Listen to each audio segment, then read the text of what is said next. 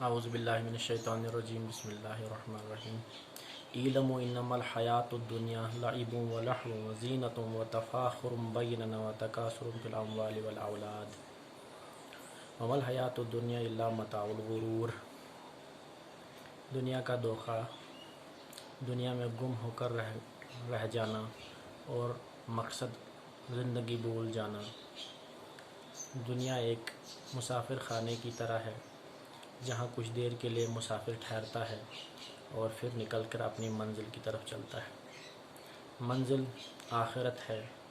آخرت سے مراد اینڈ نہیں ہے، آخرت سے مراد ایک طویل زندگی ہے جس کا کوئی خاتمہ نہیں ہے۔ اس کے بارے میں قرآن کریم میں آتا ہے ان الدار الآخرہ لہی الحیوان، کہ آخرت کی زندگی ایٹرنل ہے، نہ ختم ہونے والی ہے، جہاں کا عیش دوام ہے، جہاں نہ ماضی کا پچھتاوا ہے اور نہ مستقبل کا اندیشہ ہے۔ یہاں ہمیں اندیشے کھاتے ہیں کہ کل نہ کل پرسوں کیا ہمارے ساتھ ہوگا، وہاں کوئی اندیشہ نہیں، وہاں سلام ہی سلام ہے۔ اس اللہ نے اس کائنات کو اتنا سجایا ہے، آخرت کی کائنات کو کیسا سجائے گا یہ انسان اگر اس کائنات پہ غور کرے، چاند تاروں پہ غور کرے، ستاروں پہ غور کرے، ان کی خوبصورتی پہ غور کرے، تو وہ اللہ قادر ہے ایک ایسی دنیا بنانے پر جس کا وہ فیصلہ کر چکا ہے، اور اس کے لیے انسانوں کا یہاں سے ان کی فری ول پہ انہیں چنا جا رہا ہے۔ لیکن دنیا میں پھنس کے رہنا، دنیا کا ہی بننا اور منزل بھول جانا، مقصد بھول جانا، یہ اصل زندگی نہیں ہے۔ تو قرآن کہتا ہے کہ دنیا کی زندگی دھوکہ ہے۔ دھوکے سے مراد یہ نہیں ہے کہ ہم نے یہاں کچھ کرنا نہیں ہے۔ دھوکے سے مراد یہ ہے کہ جسے علامہ اقبال علیہ رحمہ فرماتے ہیں کہ کافر کی یہ پہچان کہ افلاک میں گم ہے۔ جو سگے دنیا بنتا ہے، جو اللہ سے انکار کرتا ہے، اس کی یہ پہچان ہے، وہ دنیا میں گم ہو کے رہ جاتا ہے۔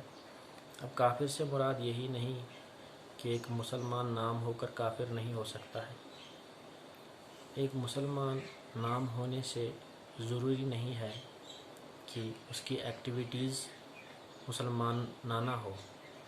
بعض اوقات ایسا ہو جاتا ہے کہ بہت سارے لوگ کلمے سے اگر مسلمان نہیں ہوتے، ایکٹیویٹیز سے مسلمان ہوتے، اور بعض اوقات ایسا ہو جاتا ہے کہ بہت سارے لوگ کلمے سے مسلمان ہوتے ہیں اور ان کی سفیر آف ایکٹیویٹی صرف کفر سے بری ہوتی ہے۔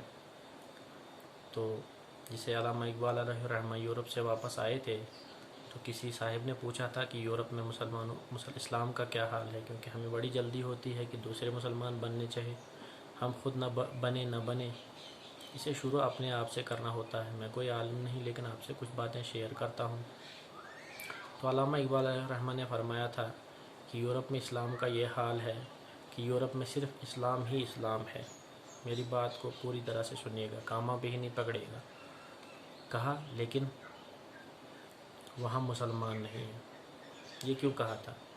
یہ اس لیے کہا تھا کہ ان کے کردار میں، ان کی ایکٹیویٹیز میں جو مسلمان اصل ہوتا ہے، جھوٹ سے پرہیز کرنا، کاروبار میں دھوکہ نہیں کرنا، فریب نہیں کرنا، کرپشن نہیں کرنا، وہ یورپ میں نہیں ہے۔ ایکٹیویٹیز بائی ایکٹیویٹی وہ مسلم ہیں، لیکن by virtue of their ideology they are not a Muslim, but by their activity they are a Muslim. تو کہا پھر یہاں آپ نے ایشیا میں کیا دیکھا، یہاں ہندوستان پاکستان میں؟ کہا اس وقت پاکستان بنا نہیں تھا، مطلب برصغیر کا۔ تو علامہ نے فرمایا یہاں صرف مسلمان ہیں لیکن اسلام نہیں ہے۔ تو یہ بات ہم سب کے سامنے ہے، ہم کیسے مسلمان ہیں؟ تو علامہ نے فرمایا تھا کیونکہ علامہ کی شخصیت وہ ہے اور مولانا رومی کی شخصیت وہ ہے جنہوں نے تفسیر قرآن اپنے اشعار کے ذریعے کی ہے، اپنے شاعری کے ذریعے کی ہے، قرآن کی باتوں کو اپنی شاعری کے ذریعے کھولا ہے، کیونکہ اس قرآن کے معجزے قیامت تک کھلتے رہیں گے۔ تو فرمایا تھا کہ مومن کی یہ پہچان کہ افلاک اس میں گم ہے، پوری دنیا اس میں گم ہے، کہ مومن کی یہ پہچان ہے کہ اللہ اس کے لیے پوری مخلوق کے دل کے اندر اس کی محبت ڈال دیتا ہے، پھر پوری مخلوق اس کی بنتی ہے۔ اس لحاظ سے یہ دنیا دھوکہ نہیں ہے کہ یہ دنیا وہ کھیتی ہے جہاں ہم نے بونا ہے اور آخرت میں کاٹنا ہے. اس سے لحاظ سے دنیا بہت اہم ہے. جیسے رسول اللہ صلی اللہ علیہ وسلم نے حدیث میں فرمایا الدنیا مزرعۃ الآخرہ، دنیا آخرت کی کھیتی ہے. لیکن اس میں گم ہو جانا، اس کا بندہ بن کے رہ جانا، یہ اسلام کا آبجیکٹیو نہیں ہے، یہ مومن کا آبجیکٹیو نہیں ہے. اسی لیے قرآن نے اس معنی میں اس کو کہا ہے کہ یہ جو دنیا ہے یہ دھوکہ ہے، یہ فریب ہے. جیسے علامہ اقبال فرماتے ہیں نا، یہ مال و دولت دنیا، یہ رشتہ و پیون، بتانے وہم و گما لا الہ الا اللہ، کیا ہے تو نے متاع غرور کا سودا، فریب سودزیاں لا الہ الا اللہ. یہ دھوکہ اس حساب سے ہے. یہ نغمہ فصل گل و لالا کا نہیں پابند، بہار ہو کہ خزاں لا الہ الا اللہ. عقل ہوئی ہے زمان و مکان کی ذوالنوری، نہ ہے زمان و مکان لا الہ الا اللہ.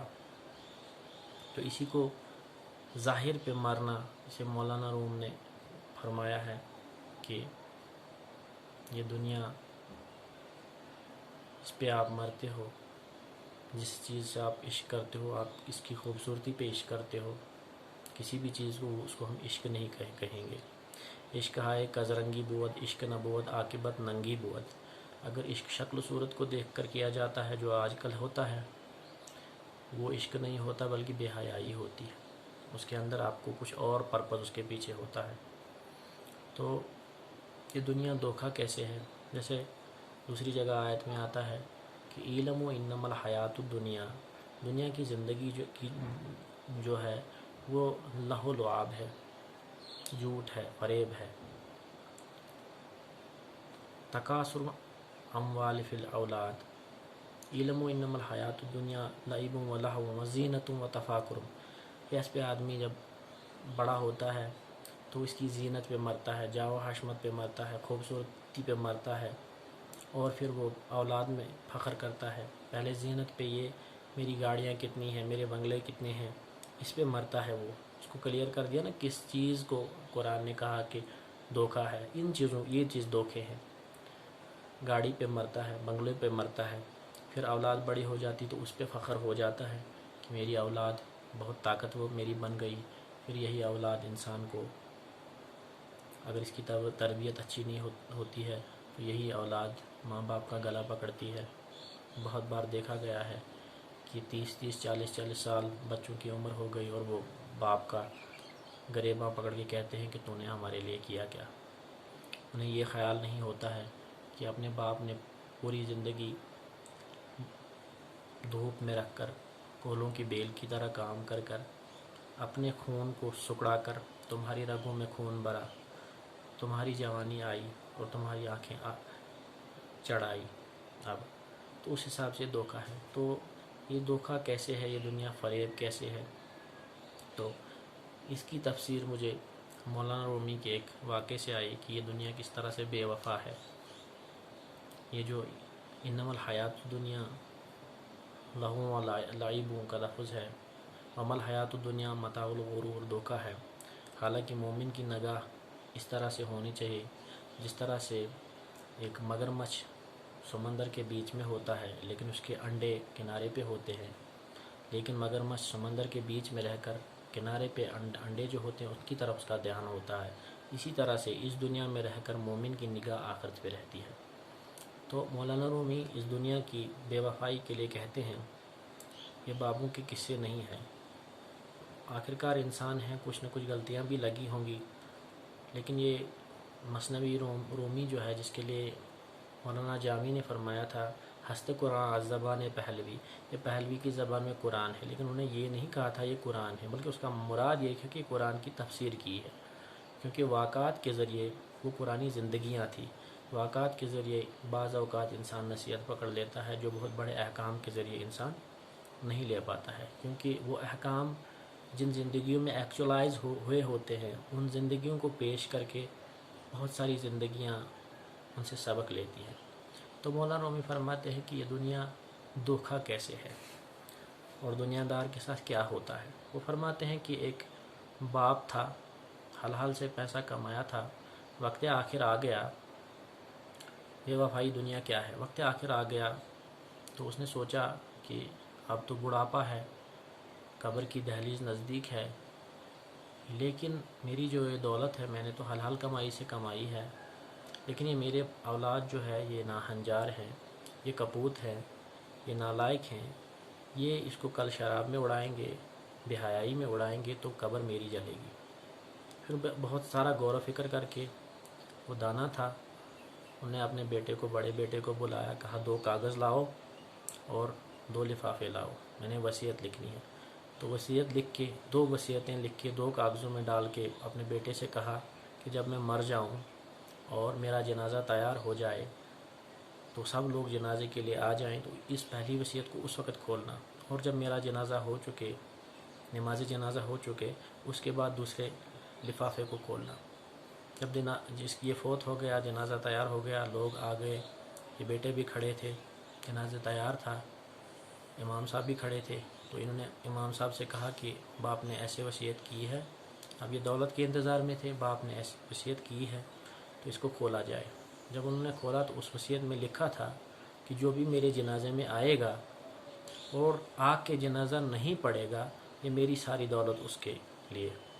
اب ہم تعویلیں نکالتے ہیں تو لوگوں کے اندر شیطان جاگ گیا، ان کا نفس جاگ گیا، نفس بھی ہے نا، گندے نفس کے لیے علماء لکھتے ہیں 70 شیطانوں سے زیادہ خطرناک ہے، ان کا لالچ کا نفس جاگ گیا۔ تو انہوں نے کہا جنازہ تو ایک دوسرے سے سرگوشیاں کی، کہا جنازہ تو فرض کفایہ ہے، 2-4 بھی پڑھیں گے ہو جائے گا، تو آہستہ آہستہ وہ کھسکتے گئے، اپنی بے وفائیاں دکھاتے گئے۔ اب بچے امام صاحب اور بیٹے نے کہا باپ تو خوب کر کے چلا گیا، دولت ہماری تھی اور بانٹ کے اتنوں میں چلا گیا۔ پھر ان کے اندر لالچ جاگ گئی، انہوں نے کہا چلو کچھ تو ملے گا، تو وہ بھی سائڈ پہ ہو گئے۔ تو امام صاحب نے کہا کیا دنیا بے وفا ہے، ان بچوں کو اتنا جوان کر کے آج جنازے پڑھنے کے لیے بھی تیار نہیں، اس دولت کے لیے ہے۔ تو تھوڑا سا وقت گزرا تو 4 ملنگ آ گئے، 3 ملنگ اور ان کا مرشد۔ انہوں نے دیکھا کہ جنازہ پڑا ہے، مفت کی نیکی ہے، ان کو آخرت چاہیے تھی، تو یہ سگے دنیا تھے، تو انہوں نے کہا چلو جنازہ پڑھتے ہیں۔ تو دیکھا یہ لوگ سائڈ پہ کھڑے ہیں اور امام صاحب اکیلے ہیں، تو پوچھا ماجرا کیا ہے کہ جنازہ تو کھڑا، یہ لوگ پڑھتے کیوں نہیں ہیں جنازہ؟ تو امام صاحب نے کہا کہ یہ دنیا کی بے وفائی ہے، اس شخص نے ایسے وصیت کی تھی کہ جو میرے جنازے میں آئے گا اور نہیں پڑھے گا تو دولت اس کو ملے گی، تو یہ دولت کے لیے وہاں کھڑے انتظار کر رہے ہیں۔ انہوں نے کہا دفع کرو ان کو، ہمیں کیا ضرورت دولت کی، ہمیں تو اللہ چاہیے، اس کی رضا چاہیے، ہم جنازہ پڑھتے ہیں۔ تو اب یہ 4 ملنگ اور ایک امام صاحب جنازہ پڑھنا شروع ہو گئے۔ جب انہوں نے جنازہ پڑھا تو پھر یہ بیٹا بڑا آ گیا، نے کہا دوسری وصیت کھولو، آپ ہی نے جنازہ پڑھا۔ تو انہوں نے اب سوچا کہ لکھا ہوگا کہ یہ پراپرٹی کیسے ان لوگوں میں بانٹے گی۔ تو جب دوسری وصیت کھلائی تو اس میں لکھا تھا کہ میری پہلی وصیت منسوخ، اور جو میرے جنازے میں شامل ہوگا یہ میری سبھی دولت اس کے نام۔ تو یہی دنیا دار کے ساتھ ہوتا ہے، پھر وہ دنیا سے بھی جاتا ہے اور آخرت سے بھی جاتا ہے۔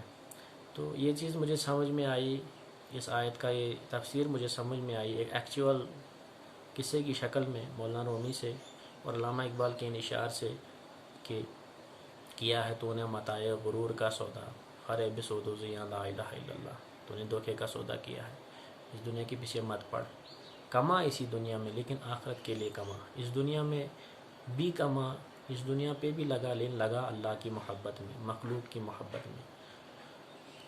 تو یہ چیز اس واقعے سے سمجھ میں آتا ہے کہ یہ دنیا کیسی بے وفا ہے، کہ جس اولاد کے لیے ماں باپ اتنا کرتے ہیں وہی اولاد دولت کے لیے ایک کرتے ہیں، اور پھر وہ دنیا دار کے ساتھ ایسا ہی ہوتا ہے، دنیا دارا تیرے ساتھ ایسا ہی ہوتا ہے، اب تو ادھر سے بھی گیا ادھر سے بھی گیا۔ تو انہوں نے خلوص نیت سے جنازہ پڑھا، اللہ کی محبت میں پڑھا، تو اللہ نے انہیں وہ دولت بخشی۔